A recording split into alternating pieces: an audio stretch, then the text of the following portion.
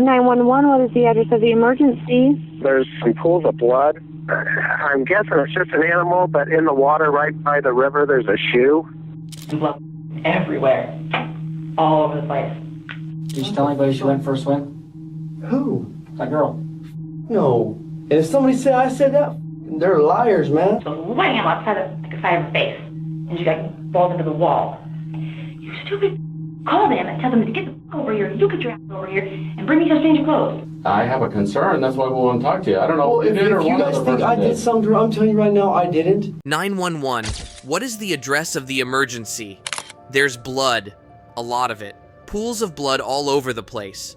And by the river, there's a shoe.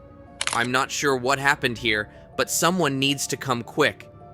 It was a regular morning in March 2012 when a routine jogger by the Jordan River in Utah stumbled upon a sight that would ignite one of the most bizarre and twisted criminal investigations anyone could imagine. What began as a pool of blood and a child's shoe by the water would unravel a mystery full of deception, false confessions, and one of the most jaw-dropping twists you've ever heard. But the horror was only just beginning. The scene by the river was grim. Officers arrived, quickly securing the area, examining the blood splatters and the lone red shoe. The caller who had spotted the shoe and the blood had a gut-wrenching feeling that this wasn't an ordinary accident. As police searched further, their worst fears were realized. Just across the river, a lifeless body, a young girl no older than 15, floated silently in the water. Her face was swollen, barely recognizable, and signs of blunt force trauma marked her head. We've got a female here. Red shirt, blue jeans, face is unidentifiable. It was clear this child had been brutally assaulted, with her injuries pointing to a violent attack. The investigators had no choice but to assume the worst: murder. But as the investigation began to pick up steam, the case became far more twisted than anyone could have anticipated.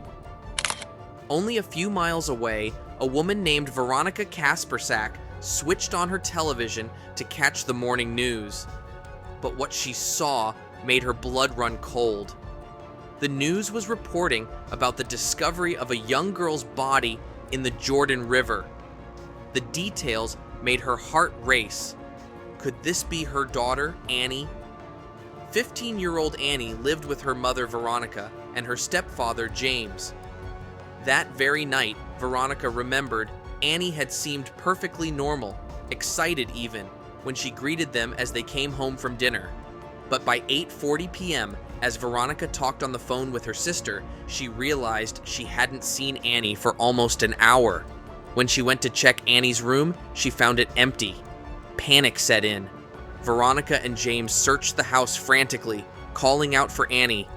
Then, James found something, a note. In it, Annie wrote that she was leaving for California and admitted to lying about something incredibly serious. She had told her friends she was pregnant, but it was all a lie.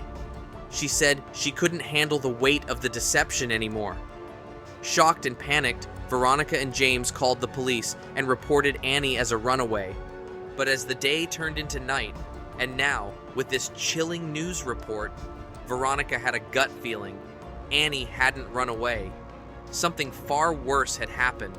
Authorities immediately turned their attention to Veronica and James, gathering every detail they could about Annie's last known whereabouts.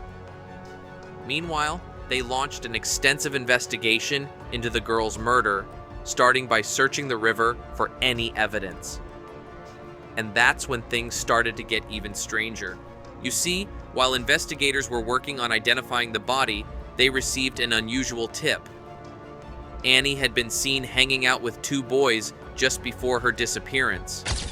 One of them was named Christopher Bagshaw, and the other, his boyfriend. What can you tell us about Annie's whereabouts? Christopher claimed that he had no idea what had happened to Annie or where she had gone. However, something about his story didn't quite add up. Despite his protests, the police couldn't shake the feeling that Christopher knew more than he was letting on. The next morning, Just as the case seemed to be picking up steam, the police received a shocking phone call. "I don't know what I did. I think I hurt her." The voice on the other end was Christopher. After hours of questioning, he cracked under the pressure and confessed. He claimed that he had been involved in Annie's death, but that he hadn't acted alone. His boyfriend had helped, he said, and together they had dumped her body in the river after a violent altercation got out of hand. For a moment, it seemed like the case was closed. But then, just when police thought they had their suspect, things took an even crazier turn. Christopher suddenly recanted his confession. He claimed that the police had forced him into admitting to a crime he didn't commit. "I didn't do it. I only said that because they told me I would go to prison if I didn't confess." The detectives were left dumbfounded. Was Christopher telling the truth? Or was this just another lie in a case already full of twists and deceit? With no clear answers and time running out, investigators decided to bring in Christopher's boyfriend for questioning. But when they arrived at his home, they were met with an eerie surprise. He was gone. Just like that, their most promising lead had disappeared into thin air. The case had taken a dark and puzzling turn, but it was about to get even more shocking. As the investigation continued, police uncovered a disturbing pattern of manipulation and lies. It seemed that someone had been playing a sick game all along, orchestrating a plan to frame Christopher and his boyfriend for a crime they didn't commit. But who could be so cold and calculated, and why? It wasn't until weeks later that the true mastermind behind Annie's death was finally exposed.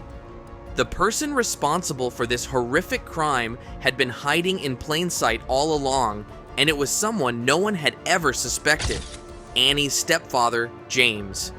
In a shocking twist, investigators discovered that James had been behind the entire plot from the start. He had manipulated the situation to make it look like Annie had run away and had even planted evidence to frame Christopher and his boyfriend for the murder. But why? It turned out that James had a dark secret of his own. He had been abusing Annie for years, and when she finally threatened to expose him, he decided to silence her for good. It's one of the most twisted and sickening cases we've ever seen. The lengths this man went to in order to cover up his crime are beyond belie.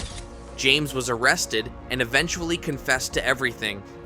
He was sentenced to life in prison without the possibility of parole. This case is a haunting reminder of how twisted the truth can become and how far some people will go to cover up their dark secrets. From the pools of blood by the river to the false confessions and the shocking twist, it's a story that leaves you questioning everything. What do you think about this case? Could justice have been served sooner if investigators had caught on to James earlier? Let us know your thoughts in the comments below. And remember, sometimes the truth is stranger and more terrifying than fiction.